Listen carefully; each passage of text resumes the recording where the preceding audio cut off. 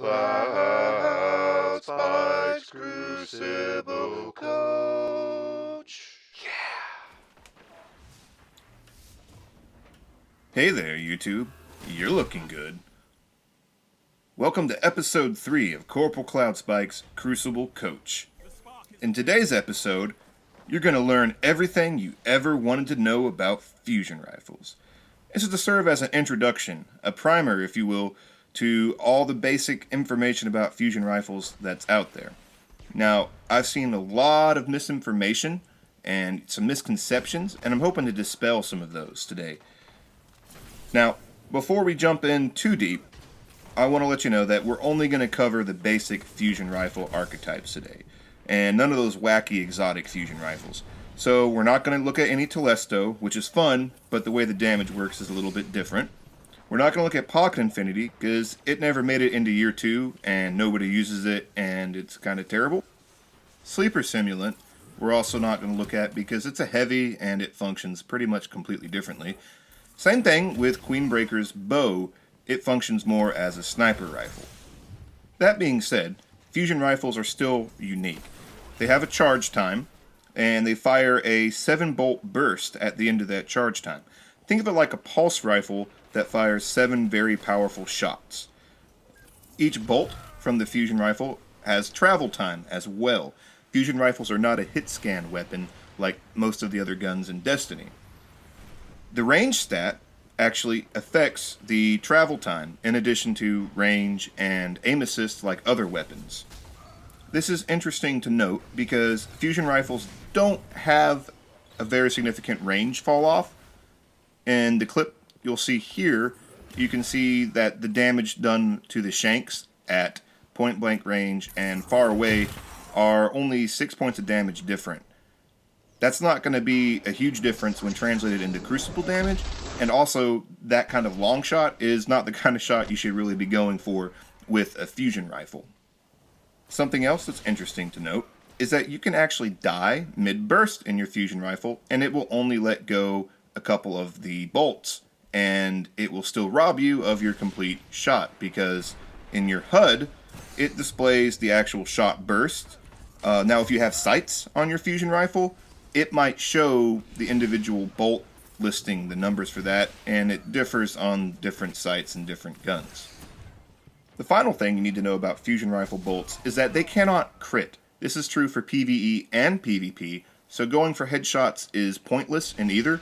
If you do see yellow damage pop up, it's because that opponent was weakened by a tether or some other source. The unique perk for fusion rifles is accelerated coils, and that reduces the charge time and also the damage. So it makes a fusion rifle that fires faster but does less damage. Speaking of perks and sights and such things, what your fusion rifle comes with can vary a lot depending on the manufacturer. The Omolon ones will look different from the other ones, basically. Now, there's a lot of different viable setups you can go with, and if you have one you really like, and you're getting one-hit kills with it consistently, then you do you. I mean, if you want to roll with an exhumed, oiled-framed, surrounded fusion rifle with a big, clunky rifle scope, go for it. But I'm going to go ahead and give my suggestions on what I think you should look for in a fusion rifle. In the main perk trees, I go for these in no particular order: Rangefinder, Hot Swap, Hip Fire, and Hidden Hand. In the other little trees, in this order specifically, I prefer Braced Frame, Rifle Barrel, Injection Mold, Hand-Laid Stock, and Reinforced Barrel. Now, all of those are going to try to make a fusion rifle that is consistently getting you one-hit kills, that feels the same every time you use it, which is what I prefer in all of my weapons. I like to stay away from the kind of gimmicky things. Now, that's not to say other ones don't work well. My Thesan fusion rifle, for example, has Army of One, which is great because you're usually going to get unassisted kills with it, and you're going to get those melees and grenades back pretty quick. As far as sights go, you're going to want to wall test it and see which one is the most consistent. One that has the lowest recoil and recoil that is only vertical. You don't want a lot of side to side. I also don't like the big clunky rifle scopes as they obstruct the view a lot. A lot of times I prefer to go with just simple post sights because it gives you a very easy view, and sometimes it does have the most friendly recoil pattern. Some fusion rifles don't have sight options, instead they have ballistic options. Again, you're going to want to wall test it and see which one produces the most consistent pattern. I wouldn't worry too much about what it says the impact difference is, as those tiny differences aren't going to usually make the difference in a one-hit kill. Again, having it be more stable and more consistent is the thing that's going to get you the one-hit kill more often, more than having that tiny sliver extra of impact. These are my suggestions. You may find something else that works good. Like I said before, it depends a lot on your playstyle. You may prefer lightweight, Army of One, or Grenadier to any of the things I suggested above. And if it works for you, then use it. Use what works. Now I want to get into kind of the second part of this, which is how to use a fusion rifle. Fusion rifles are a very strategic weapon. You want to bait enemies into engagements that are advantageous to you. You're going to read your radar a lot and use the fusion rifle's power and charge time to your advantage rather than have it be a disadvantage. Pre-charging around corners, charging the fusion rifle from hip fire and then ADSing at the last minute, and knowing when to hip fire and all those sorts of things are skills you're going to learn as you use your fusion rifle. And it's a little bit different for the different kinds of fusion rifles. There's pretty much 3 ways to aim.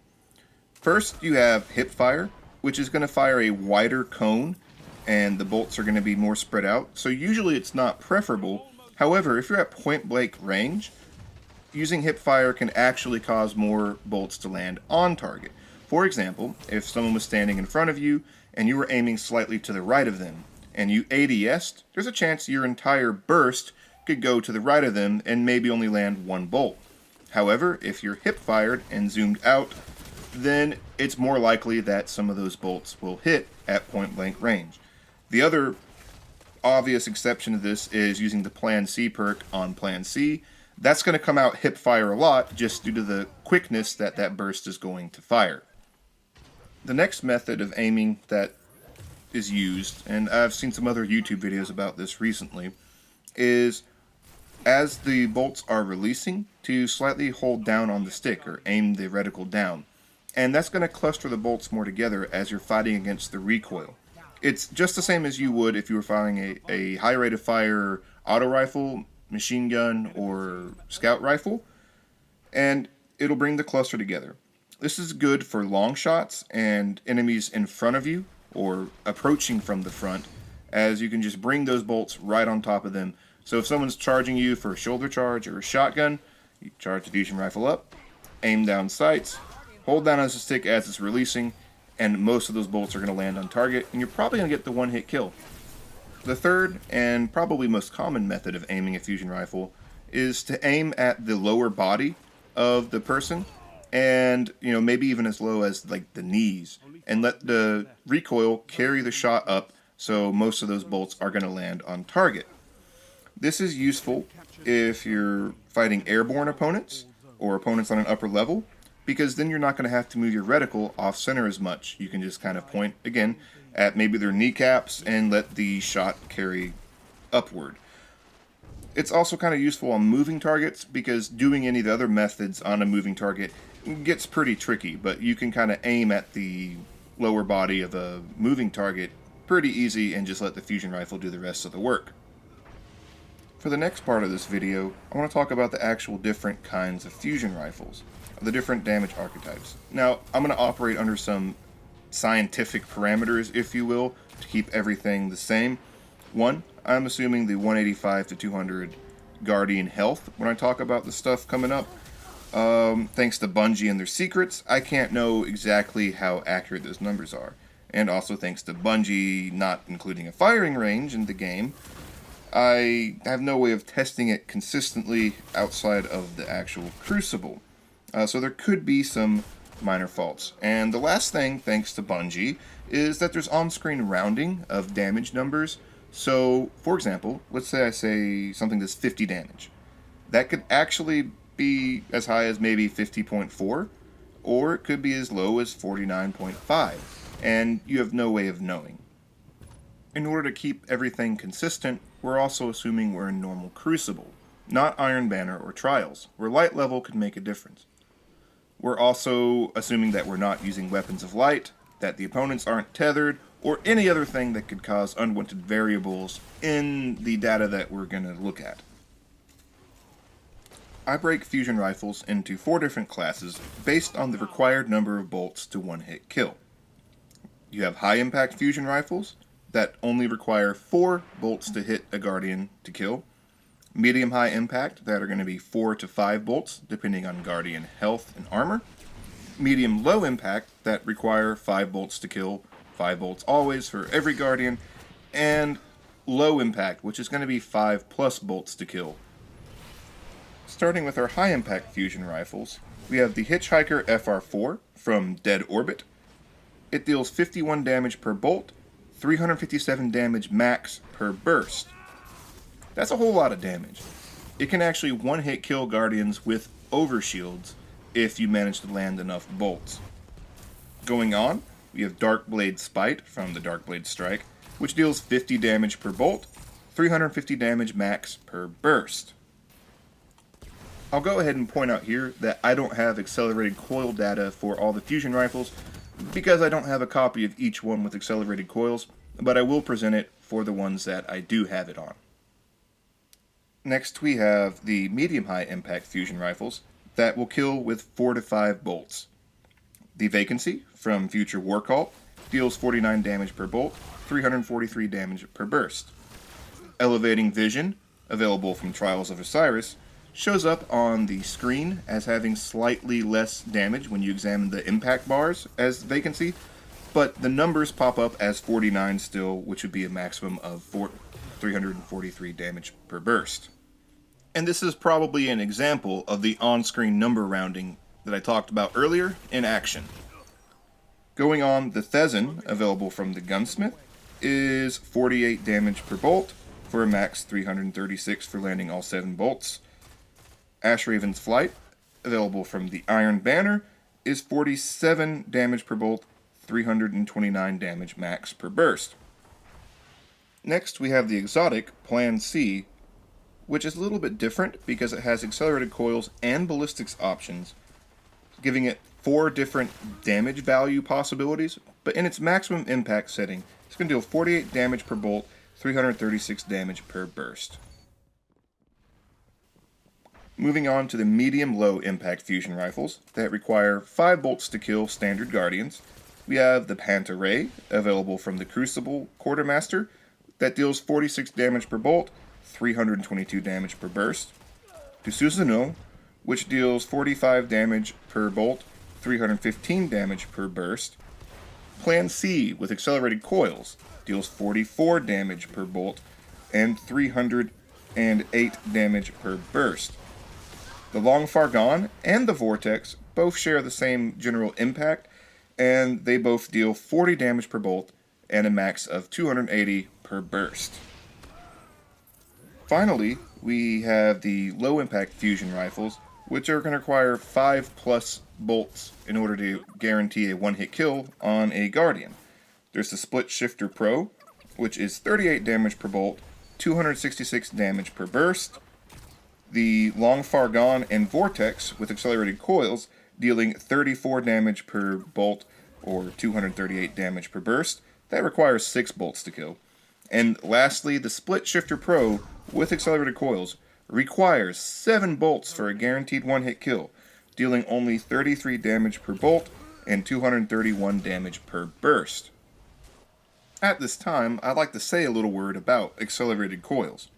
Unless you're using it on Plan C, because Plan C is all around a very solid fusion rifle and is usable in just about any setup, or Split Shifter Pro because it's the fastest firing fusion rifle, and the only way to get one that's even faster is to put accelerated coils on it.